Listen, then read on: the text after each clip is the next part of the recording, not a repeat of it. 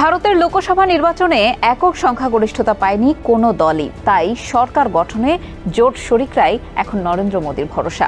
এই অবস্থায় ভারতের রাজনীতিতে গুরুত্বপূর্ণ হয়ে উঠেছেন মোদীর জোটের বিহার ভিত্তিক জনতা দল ইউনাইটেডের প্রধান নেতা নীতিশ কুমার ও তেলেগু দেশম পার্টির প্রধান চন্দ্রবাবু নাইডু।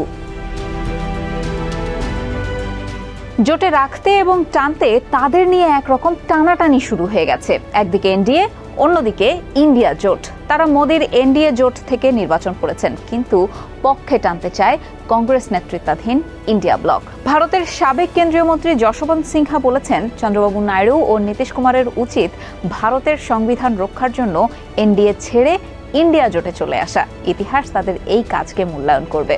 কেন তাদের নিয়ে এই টানাটানি, চলুন সেই সমীকরণটা একটু বোঝার চেষ্টা করি। মোদীর দল বিজেপি এককভাবে সর্বোচ্চ সংখ্যক আসন পেলেও সরকার গঠনে দরকার হবে জোট সঙ্গীদের সমর্থন। আর অন্যদিকে কংগ্রেস নেতৃত্বাধীন ইন্ডিয়া জোটের সামনেও রয়েছে সরকার গঠনের সুযোগ। তবে সেই জটিল অঙ্ক সমাধানে সমানভাবে দরকার অন্যান্য দলেরও সমর্থন। গণমাধ্যম ও ভারতের নির্বাচন কমিশনের তথ্য অনুযায়ী টানা তৃতীয়বারের মতো ক্ষমতায় আসতে যাওয়া বিজেপি 240টি আসনে জয়লাভ করেছে। তাদের এনডিএ জোটের মোট আসন সংখ্যা দাঁড়িয়েছে 292টিতে। অন্যদিকে রাহুল গান্ধীর কংগ্রেস জিতেছে 99টি আসনে, যা 2009 সালের পর তাদের সেরা পারফরমেন্স। সেই সঙ্গে তাদের ইন্ডিয়া জোটের আসন সংখ্যা দাঁড়িয়েছে 234টিতে। লোকসভার মোট 543 আসনের মধ্যে সরকার গঠনের জন্য প্রয়োজন 272 আসন। সেক্ষেত্রে বিজেপি তার জোট সঙ্গীদের নিয়ে সরকার গঠন করতেই পারে। তবে জোট সঙ্গীদের মধ্যে বেশি আসন পাওয়া দলগুলো যদি বিরোধী শিবিরে চলে যায়, তবে উল্টে যাবে পাশার দান।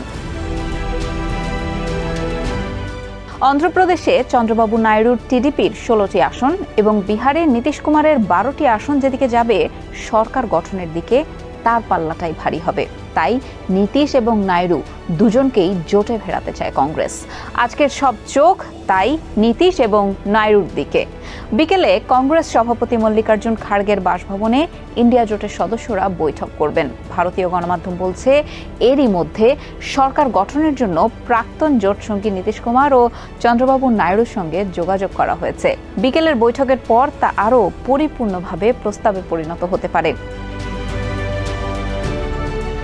এদিকে বিহারের নীতিশ বারবার জোট পাল্টানোর জন্যই সুপরিচিত।